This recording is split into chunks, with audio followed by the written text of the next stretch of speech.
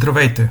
С това видео продължаваме поредицата от статии за събитията в Македония от 1903 година. Този път става въпрос за брой 108 на Берлина Морген Цайтунг от 9 май 1903 година. В този брой има няколко съобщения по темата. Сега ще се спрем само на съобщението за гибелта на Гоци Делчев. Die makedonischen Viren. Nach einer Meldung aus Konstantinopel ist der Bandenführer Delchev in einem Gefechte in der Nähe von Saloniki getötet worden. Am 3. diesen Monats hat ein Gefecht der türkischen Truppen gegen eine bulgarische Bande in einem Dorfe bei Seres stattgefunden.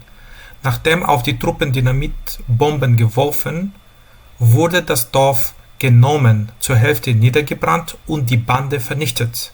Das Dorf Banitsa ist nach einem hartnäckigen Kampf gegen eine starke Bande von den türkischen Truppen in Brand gesteckt worden. Следва превод на български език. Македонските безредици. Според съобщение от Цариград, водачът на чета Делчев е бил убит в сражение близо до Солун.